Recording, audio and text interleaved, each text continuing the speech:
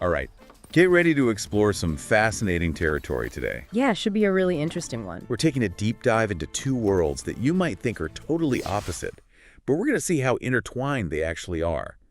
We're talking Wicca and paganism on one hand, Right. and the Church of Satan on the other. Two very different approaches to spirituality, for sure. Exactly.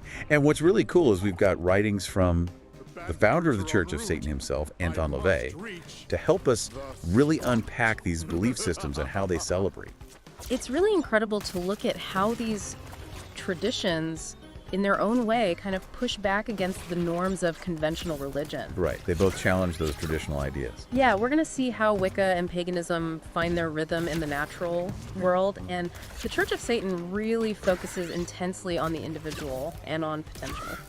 I love that. So it's not about trying to convert anyone. No, not This is about understanding, Yeah. exploring. Think of this deep dive as a cultural expedition, not a Sunday sermon. Right. Exactly. A journey into different ways of thinking and being. We're going to map out this thing called the Wheel of the Year. Yes. The Wheel of the Year. You know, that cycle of festivals that Wiccans and pagans celebrate. 8 spokes on that wheel. Each one a beautiful festival tied to nature. Okay, so 8 nature-based festivals. Exactly. And then we'll shift gears and Yeah. check out the holidays that the Church of Satan embraces, which may surprise you. They might take a very different route than you'd expect. Yeah, I'm already intrigued. But tell me more about this Wheel of the Year. Well, imagine a wheel with 8 spokes. Okay. And each spoke is one of these festivals marking a point in the Earth's natural rhythms. Okay, so it's like a cycle. Exactly. It's a beautiful way to connect with the ebb and flow of nature. That's lovely imagery, really connecting with nature. Not just the changing seasons, Right. but also those deeper cycles. Yeah. Birth, growth, decay, renewal. Yeah. And those resonate within us too. Ah, I see. So it's a way to kind of connect with those bigger cycles of life. All right, so let's take a walk around this Wheel of the Year. Let's do it. Where do we start? Well, we'll start with Yule, the winter solstice. Yule, okay. Around December 21st or 22nd, depending on the year, in the northern hemisphere. Oh, okay. It's a time of darkness. the longest night of the year. The longest night of the year, but it's also a celebration of the sun's rebirth. Oh, wow, that's powerful. There's a potent symbolism there, isn't there? Yeah, absolutely. Even in our darkest moments, Uh-huh. there's that seed of hope, a promise of light returning. You know, I think we could all use a little bit of that Yule spirit in our lives, don't you think? Absolutely. Especially when things feel challenging. Yeah, for sure. So after Yule, what's next on the wheel? Next up is Imbolc, Imbolc, okay? around February 2nd. Now, this is a subtle one. Great. It's about those first whispers of spring, the stirring of life beneath the surface, even though winter still has its grip. Ah, okay. Imagine those snowdrops pushing through the frozen ground. It's a sign that change is coming. It's that feeling of hope again, right? Yes, that potential is there even if we can't see it fully yet. So we've got this kind of quiet awakening with Imbolc, Exactly. and then we hit the spring equinox, That's right, we reach Ostara. Ostara. It falls around March 20th or 21st. Okay, and what's Ostara about? It's all about balance. Balance. Day and night are equal in length. Okay. Light and dark hold equal sway. Interesting. It's a time for planting seeds, both literally in the garden, but also metaphorically in our lives. I like that. It's stepping into a time of new beginnings. So we've journeyed from the darkness of Yule to that kind of stirring of Imbolc to this balance point of Ostara. That's right. What comes next on our Wheel of the Year adventure? Well, get ready for some energy because next up is Beltane, Beltane. celebrated on May 1st. Okay. This is peak fertility. All right. The earth is bursting with life and growth. It's a time to really celebrate our connection to that primal force, the essence of creation. So are we talking like dancing around a maypole, jumping over bonfires? What kind of energy are we talking about here? There's definitely an element of revelry to Beltane, of joyful abandon. Okay, got it. It's a time to connect with that wildness and passion within yourself, too. Oh, I like that. Oh, Okay, I'm adding Beltane to my calendar for next year. I think you'd enjoy it. After all that excitement, where does the wheel take us? Well, next we arrive at Litha, the summer solstice, around June 21st or 22nd. Okay. If Beltane is the spark of life, Uh-huh. Litha is the full blaze. Okay. The sun is at its most potent. Makes sense. The days are long and full of warmth. Sounds lovely. It's a time to bask in the abundance of nature and celebrate the peak of the year. Ah, to be soaking up all that sunshine. Right. But I imagine there's a bit of a turning inward, too, knowing the days will start getting shorter soon. You're exactly right. As the wheel turns, we're reminded that nothing stays the same. What? After Letha, we begin our descent toward the darker half of the year. We come to Lughnasadh, celebrated around August 1st. Goodness. This is the first harvest festival, Well, first harvest, okay. a time to give thanks for the fruits of our labor, not just in the fields, but in our lives, too. I love that theme of gratitude, Yes, very important. especially as we move toward those, waning days of the year. Absolutely. What comes after Lughnasadh? We reach another point of balance with Mabon, the autumn equinox, Malon. around September 22nd or 23rd. Okay. And while Astara marked that balance of light and dark Right. as we move towards summer, Yeah. Mabon marks that balance as we move toward winter. Towards winter, The days are getting shorter, the leaves are turning. There's a sense of preparation in the air. Oh, yeah, that feeling of, gathering the last of the harvest and getting ready for winter. Exactly. Like cozy nights by the fire. You've captured it perfectly. And then, finally... Finally, we reach Samhain, Okay. celebrated on October 31st. All right. Now, this is a time when the veil between the worlds is said to be thin. Oh, wow. It's a time to honor our ancestors, remember those who have passed, and acknowledge that cycle of life and death. I have to admit, this Wheel of the Year is pretty profound. It is, isn't it? It's not just about the changing seasons. It's about our place within those cycles, our connection to something so much bigger than ourselves. Exactly. And what's fascinating is that while the Wheel of the Year as we know it is relatively modern, Really? yeah, it actually draws on much older European folk traditions. Oh, wow. It's like these ancient rhythms are still echoing within us. That's a really beautiful way to put it, those echoes from the past. And speaking of ancient rhythms, we're about to step into a very different world now, one that might seem at odds with these natural cycles of the Wheel of the Year. Okay. Let's talk about the holidays recognized by the Church of Satan. All right, let's do it. I'm ready to have my world rock. I think you just might. It is a different world, but, maybe not as different as you might think. Oh, okay. How so? Well, the Church of Satan's focus on the individual. It might seem like a total contrast to the Wiccan reverence for nature, right? Yeah, it does seem that way on the surface. But they actually share a common thread. Oh, interesting. They both reject those traditional religious dogmas. Ah, okay. So there's a bit of rebellion in both. Yeah. But just directed in different ways. Exactly. One turns to nature for inspiration, the other turns inward. You got it. And speaking of rebellion, Yeah. the Church of Satan was actually founded on a date steeped in folklore. Really? What date? Walpurgisnacht. Walpurgisnacht. That sounds familiar. It is. Didn't we talk about that when we were going through the Wheel of the Year? We did. Traditionally celebrated on May Eve. Okay, right. And it's associated with witches' revelry and kind of this blurring of the lines between the mundane and the magical. Oh, wow. Okay. It's the night when Anton Sandor LaVey, The founder of the Church of Satan. exactly, he chose to declare the founding of the Church of Satan in 1966. Wow, what a statement. It's like he's saying, we're reclaiming this night, Exactly. and redefining what it means. So they're kind of tapping into existing traditions. Yeah, But they're twisting them to fit their own philosophy. exactly. Acknowledging the past, but using it as a springboard to launch something new. I like that, yeah. And entirely their own. And maybe the most surprising thing about satanic holidays. Okay, hit me with it. The most important one is your own birthday. Wait, really? Yeah. Their own birthday? Yes. That is so unexpected. I know, right? Why is that the most important holiday in Satanism? Well, Satanism, at its core, Uh-huh. it really emphasizes celebrating the self Okay. and living life to the fullest in the present moment. All right, I can kind of see where they're going with that. Right. Your birthday is a celebration of your own existence, your individuality, Exactly. your potential. It's a reminder to seize the day. Yeah. Make the most of your time on Earth. I've always kind of hated my birthday. Oh, no, why?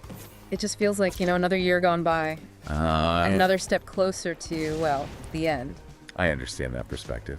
But framing it as this celebration of being alive right now, it's making me rethink things a little bit. It's a powerful shift in thinking, isn't it? It is, yeah. It's not about mourning the past or fearing the future. Yeah. It's about embracing this present moment. Yeah. And all those possibilities that it holds. Okay, so we've got these two paths, right? Yes. We've got the cyclical, nature-based holidays of Wicca and paganism.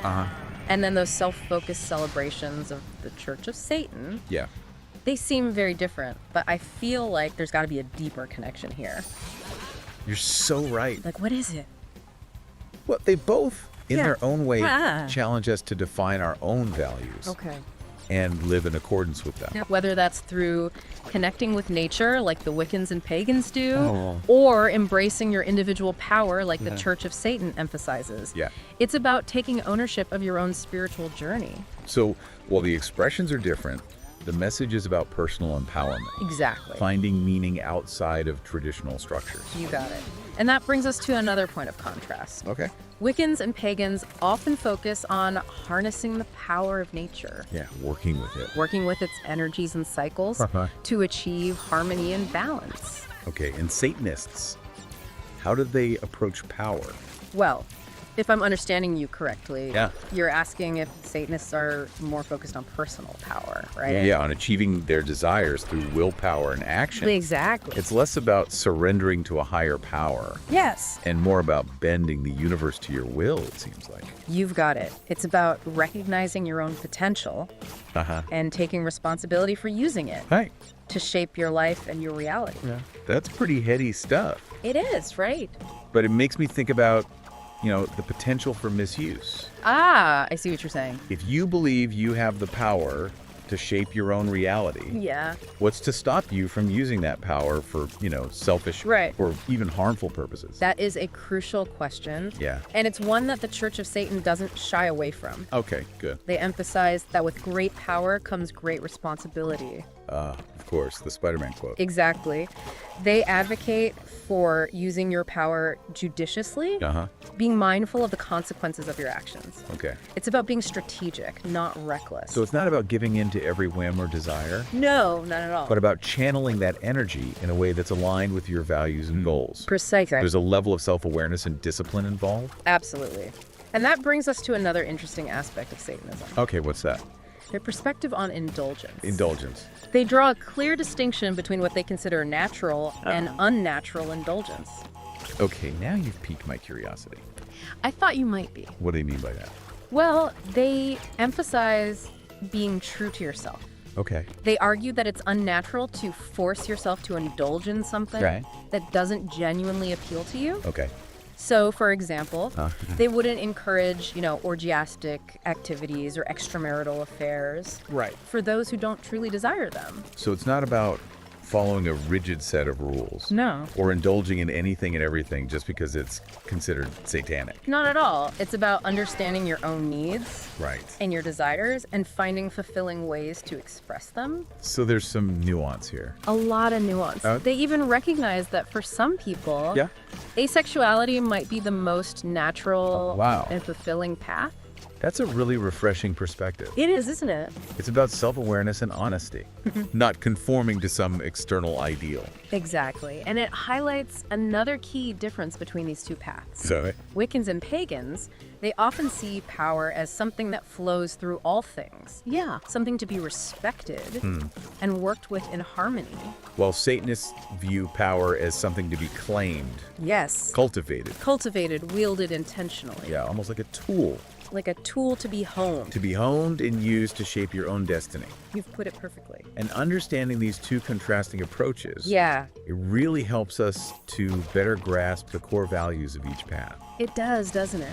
This is really making me rethink all my preconceived notions about both Wicca and paganism and the Church of Satan. Yeah. I'm starting to see how both traditions, while very different in their expressions, Right. offer these frameworks for navigating the complexities of life They do. and finding your own personal truth. It's all about that journey of self-discovery, isn't it? Yeah, it is. And speaking of challenging assumptions, Okay, let's hear it. Let's talk about another area where Satanism takes a radical approach. The concept of sin. sin. Yeah. Christianity, of course, they have their 7 deadly sins: Of course, right? greed, pride, envy, anger, gluttony, lust, sloth. Right, all the good ones. Yeah, how does the Church of Satan view these so-called sins? Well, as with many things, Yeah. they flip the script. What do you mean? They see those sins as natural human impulses Okay. that can actually lead to gratification and fulfillment. Really? Yeah, if they're expressed appropriately. Wait, hold on. So they're encouraging people to embrace greed and envy. It might seem that way on the surface. Oh, yeah. But their argument is that denying those impulses can lead to repression and unhappiness. Interesting. And they also believe that if you're truly sorry for something you've done, Yeah. you'll learn from it and not repeat it. Okay, so it's not about encouraging destructive behavior. No. It's about acknowledging that these impulses are part of our nature. Yes. And finding healthy ways to express them. You got it. It's about personal responsibility Right. and self-awareness. Not blindly following rules. Exactly. It's like they're saying, don't be afraid to be human, Exactly. with all your flaws and complexity. Embrace your shadow self, Right. but don't let it control you. Yeah. There's a balance there. Exactly.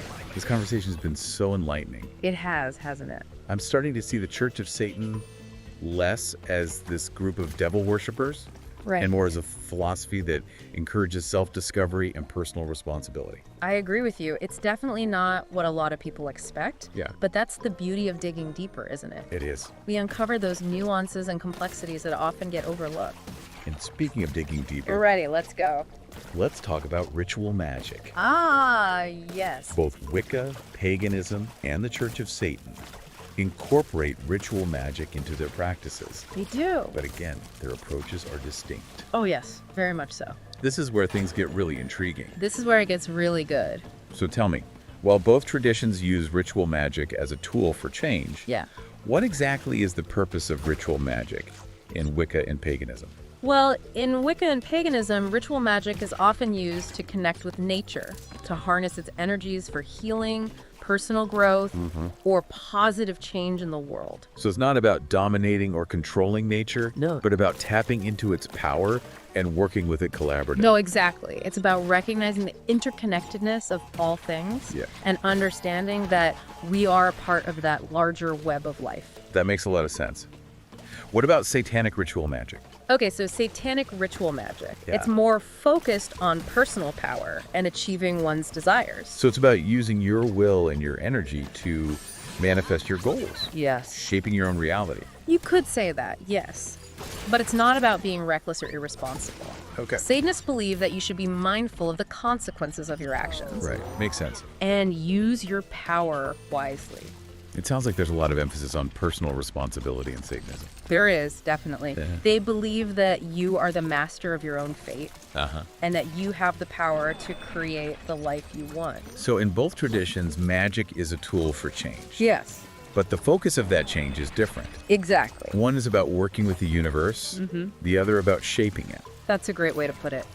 And it's important to remember that both approaches have their own ethical considerations. Oh, for sure. There's always a responsibility that comes with wielding power, Absolutely. regardless of the tradition. Exactly. And that's something we should explore further as we delve into the specifics of ritual magic Yes, let's do that. in both Wicca, paganism, and the Church of Satan. Oh, okay, I have to ask though, what exactly happens in a satanic ritual? I have to admit, I'm picturing chanting, robes, maybe some spooky candles. You're not far off. There are definitely robes and candles involved. But the reality of satanic rituals is a little more complex Oh, and more grounded than what we see, in movies and stuff. right. Hollywood always has to spice things up. Exactly.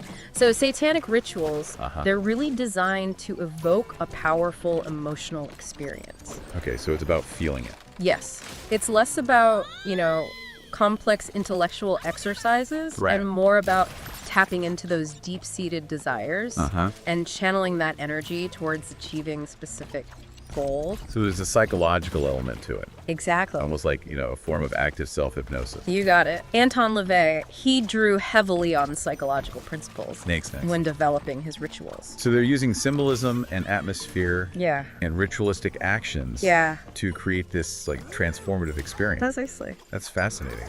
What kind of props do they use in these rituals? Okay, so you mentioned robes and candles. Yeah. But there's definitely more to it than just setting the mood.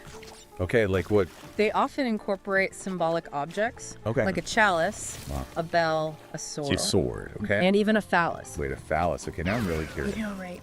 What's the symbolism behind that? So in Satanism, Okay. they really embrace sexuality as a natural and Yeah. powerful force.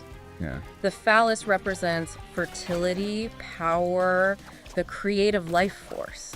And each object in the ritual actually has a specific symbolic meaning. Oh, okay. So, like, what does the chalice represent? The chalice represents ecstasy. Okay. The bell is used for purification. Okay. And the sword symbolizes aggressive force. Okay. The will to overcome obstacles.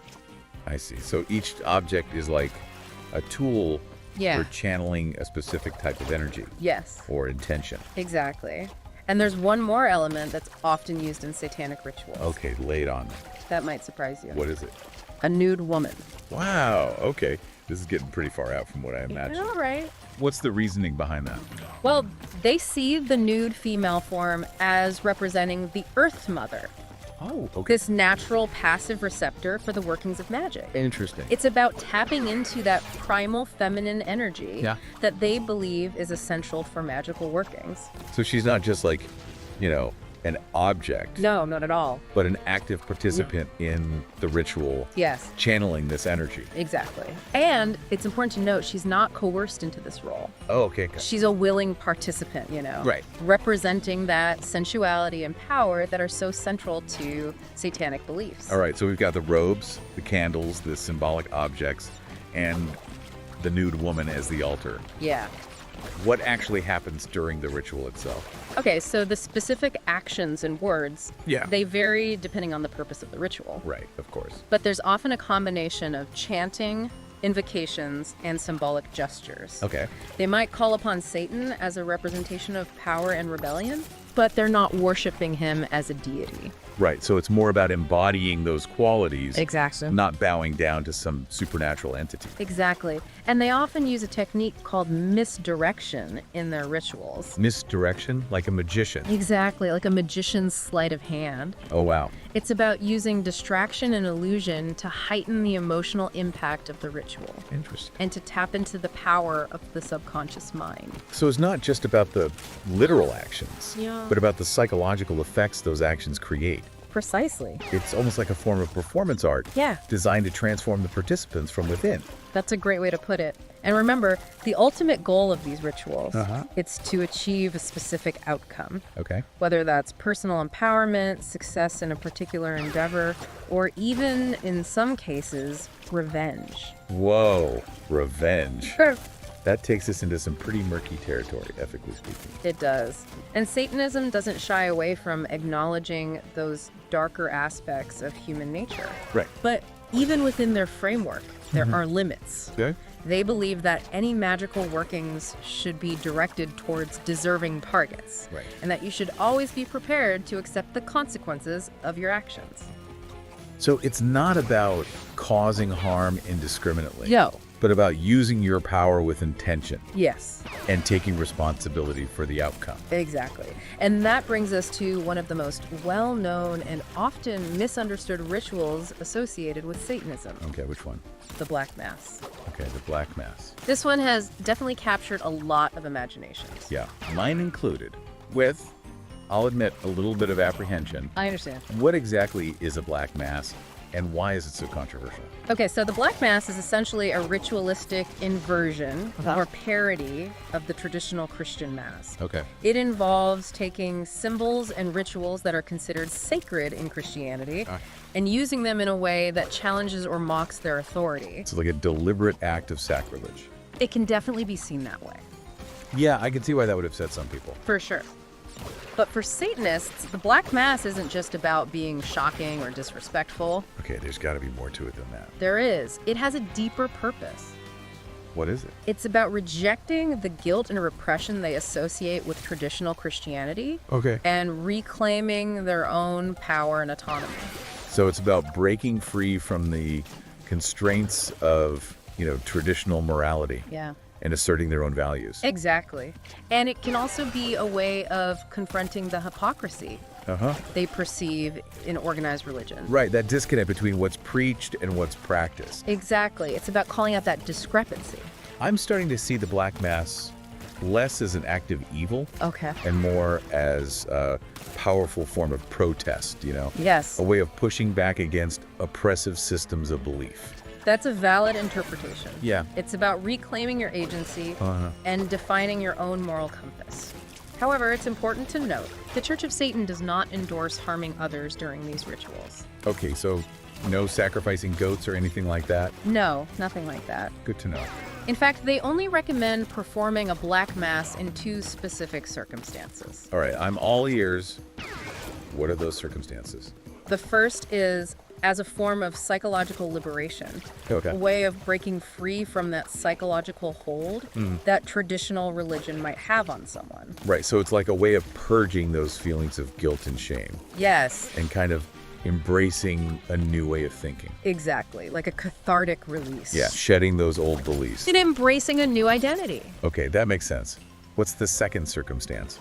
The second circumstance is if another religion has directly attacked or threatened the Church of Satan. Oh, So it's seen as a form of self-defense, right, protecting themselves. asserting their own right to exist and practice their beliefs freely. Yeah, that makes sense. So it's not something they do lightly Right. or for shock value. It has a specific purpose. Yeah, It's it their does. belief system. And I think it's important to remember Yeah. that for many Satanists, the Black Mass isn't the central focus of their practice. Okay. It's one tool among many Right. that they might utilize on their individual spiritual journey. Right. It's all about personal empowerment, isn't it? Exactly. Choosing your own path, defining your own values. Precisely.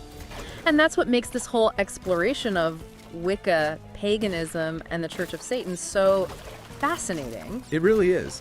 They both challenge us to think differently Yeah. about spirituality, about power, and about the nature of reality itself. This deep dive has been a real eye-opener for me. I'm glad to hear that. I'm starting to understand why both Wicca, paganism, and the Church of Satan have attracted such devoted followers. They really have. They both offer something that I think a lot of people are searching for. What's that? That sense of connection, of meaning, of purpose, Yeah. outside of traditional religious structure, They encourage us to embrace our individuality, our power. and our responsibility for shaping our own lives. Exactly. Well said. So as we wrap up this fascinating exploration, Yeah. what are the key takeaways for our listener? What can they glean from this deep dive into these 2 very different but surprisingly interconnected belief systems? I think the biggest takeaway is that there are many paths to spiritual fulfillment. Yeah, sure. Whether you resonate with the cyclical rhythms of nature celebrated in Wicca and paganism, or the individualistic focus on personal power in Satanism. Yeah. The key is to find what speaks to your own heart To your own truth. and to your own values. Don't be afraid to question, explore, and forge your own path. That's such an important message. And remember, dear listener, both of these traditions encourage us to take responsibility for our own lives, Yes, to embrace our power, our power. and to live authentically. Indeed. Every day is an opportunity to step into our power and create the life we desire. What an empowering thought to end on. It is, isn't it? Thanks for guiding us through this illuminating exploration. It's been a true pleasure. The pleasure was all mine. It's always a joy to delve into these complex and thought-provoking topics. And for you, dear listener, we hope this deep dive has sparked your curiosity and inspired you to continue exploring the rich tapestry of belief systems that color our world. There's so much out there. Keep questioning, keep learning, and keep diving deep.